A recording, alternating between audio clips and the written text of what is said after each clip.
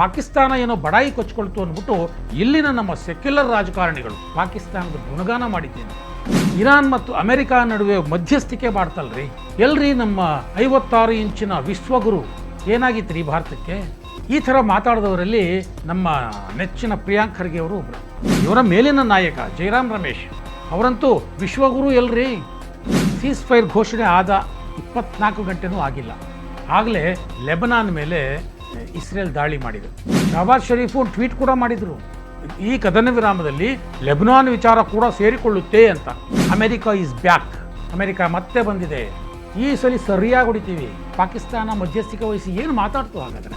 So ಇರಾನ್ಗೇನೆ ಪಾಕಿಸ್ತಾನದ ಮೇಲೆ ನಂಬಿಕೆ ಇಲ್ಲ, ಇಸ್ರೇಲ್ ಅಂತೂ ಪಾಕಿಸ್ತಾನವನ್ನು ನಂಬೋದೇ ಇಲ್ಲ, ಅಮೆರಿಕ ಪಾಕಿಸ್ತಾನವನ್ನು ನಂಬುತ್ತೆ ಅನ್ನುವಂಥದ್ದನ್ನು ಯಾರೂ ಒಪ್ಕೊಳ್ಳೋಕೆ ಸಾಧ್ಯ ಇಲ್ಲ.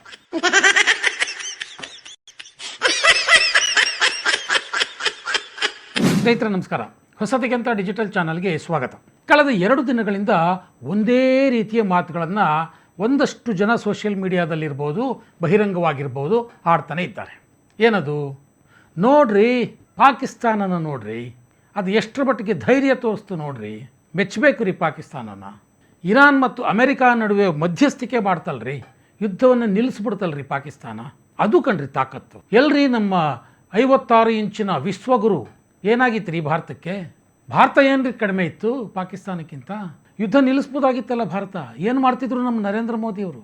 ಟ್ರಂಪ್ ಭಜನೆ ಮಾಡ್ತಾ ಕೂತಿದ್ರು, ಇರಾನ್ ಪರವಾಗಿ ಮಾತಾಡಲಿಲ್ಲ, ನೆತನ್ಯಾಹುನೋಗಿ ತಪ್ಪಿಕೊಂಡ್ರು. ಇಷ್ಟೆಲ್ಲ ಮಾಡೋದ್ರ ಬದಲು ಪಾಕಿಸ್ತಾನ ಮಾಡಿದ್ದು ಒಂದು ಕೆಲಸ ಮಾಡಿಬಿಟ್ಟಿದ್ದರೆ ವಿಶ್ವ ಭೂಪಟದಲ್ಲಿ ಭಾರತ ಎಲ್ಲಿರ್ತಿತ್ತು? ನರೇಂದ್ರ ಮೋದಿ ಭಾರತದ ಗೌರವನೆಲ್ಲ ಮರ್ಯಾದೆನೆಲ್ಲ ಹಾಳು ಮಾಡಿಬಿಟ್ರು. ಪಾಕಿಸ್ತಾನನಾದರೂ ನೋಡಿ ಕಲ್ತ್ಕೋಬೇಕಲ್ವ ನರೇಂದ್ರ ಮೋದಿ? ಪಾಕಿಸ್ತಾನ ಮಾಡಿದ್ದನ್ನು ಇವ್ರ ಕೈಲಿ ಮಾಡೋಕ್ಕಾಗಲಿಲ್ವಲ್ರಿ? ನೋಡಿರಿ, ಕಲೀರಿ ಪಾಕಿಸ್ತಾನ ಮಾಡಿದ್ದನ್ನು ನೋಡಿ.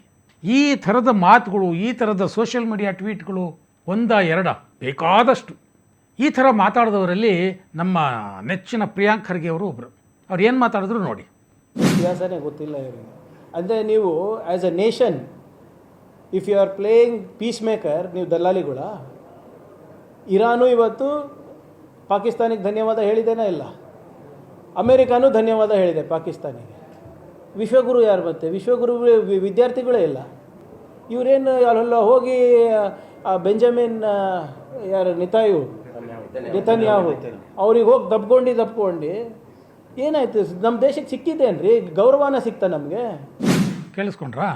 ಮಧ್ಯಸ್ಥಿಕೆ ಅಂದರೆ ದಲ್ಲಾಳಿಗಳು, ಮಧ್ಯಸ್ಥಿಕೆ ಅಂದರೆ ಹುಡುಗಾಟ ಆಯ್ತೇನ್ರಿ? ಸ್ವತಃ ಇರಾನ್ ಧನ್ಯವಾದ ಹೇಳಿದೆ ಪಾಕಿಸ್ತಾನಕ್ಕೆ, ಸ್ವತಃ ಅಮೆರಿಕ ಧನ್ಯವಾದ ಹೇಳಿದೆ. ಎಲ್ಲೋದ್ರಪ್ಪ ಇವರು ವಿಶ್ವಗುರು ಅನ್ನೋ ಪ್ರಶ್ನೆಯನ್ನು ಪ್ರಿಯಾಂಕ್ ಖರ್ಗೆ ಅವರು ಕೇಳ್ತಾ ಇದ್ದಾರೆ. ಇವರ ಮೇಲಿನ ನಾಯಕ ಜೈರಾಮ್ ರಮೇಶ್ ಅವರಂತೂ ವಿಶ್ವಗುರು ಎಲ್ರಿ? ದೊಡ್ಡದಾಗಿ ಪ್ರಶ್ನೆ. ಒಂದು ರೀತಿ ವಿಚಿತ್ರವಾದಂತಹ ವಿಕೃತವಾದಂತಹ ಸಂತೋಷವನ್ನು ಕೆಲವರು ಅನುಭವಿಸ್ತಾ ಇದ್ದಾರೆ.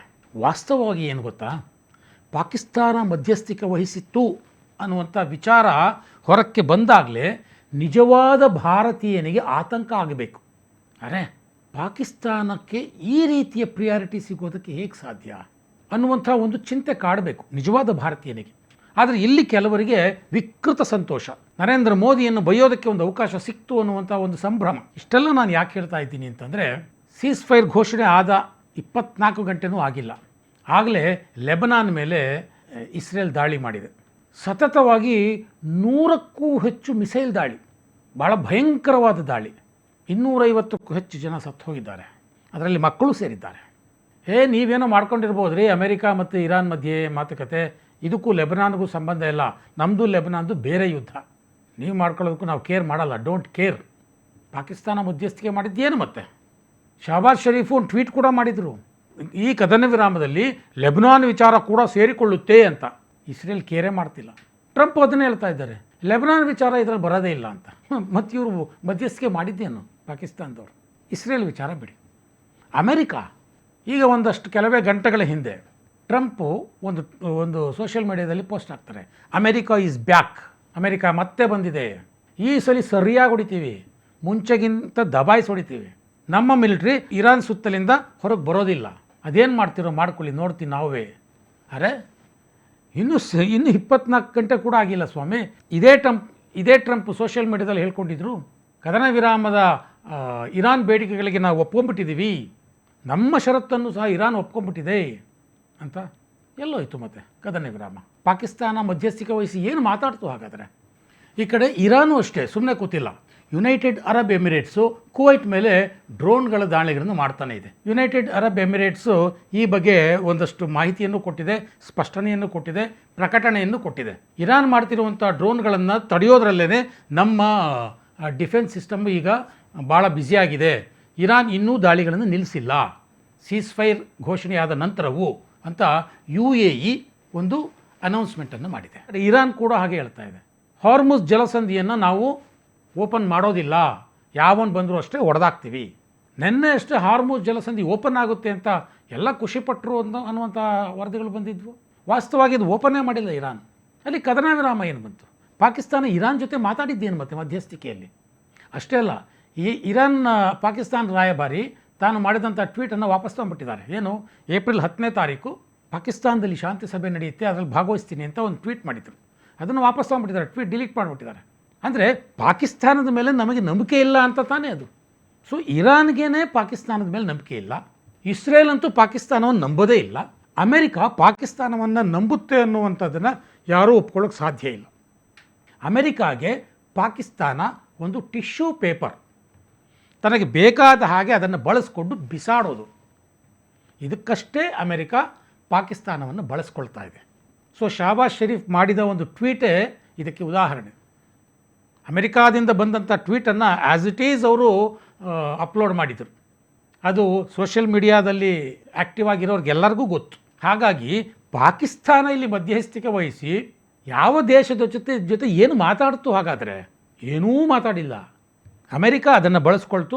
ಇರಾನ್ ಇದನ್ನು ನಂಬುವ ಸ್ಥಿತಿಯಲ್ಲಿಲ್ಲ ಪಾಕಿಸ್ತಾನವನ್ನು, ಇಸ್ರೇಲ್ ಯಾವತ್ತಿಗೂ ನಂಬಿಲ್ಲ. ಹೀಗಿರುವಾಗ ಕದನ ವಿರಾಮ ಅನ್ನೋದಕ್ಕೆ ಬೆಲೆ ಇಲ್ಲಿ. ಪಾಕಿಸ್ತಾನ ಏನೋ ಬಡಾಯಿ ಕೊಚ್ಕೊಳ್ತು ಅಂದ್ಬಿಟ್ಟು ಇಲ್ಲಿನ ನಮ್ಮ ಸೆಕ್ಯುಲರ್ ರಾಜಕಾರಣಿಗಳು ಪ್ರಿಯಾಂಕಾ ಖರ್ಗೆಯವ್ರನ್ನು ಸೇರಿಸ್ಕೊಂಡು ಪಾಕಿಸ್ತಾನದ ಗುಣಗಾನ ಮಾಡಿದ್ದೇನೆ. ಕರ್ನಾಟಕದಲ್ಲೂ ಕೆಲವು ಸೋಷಿಯಲ್ ಮೀಡಿಯಾ ಹೋರಾಟಗಾರರಿದ್ದಾರೆ.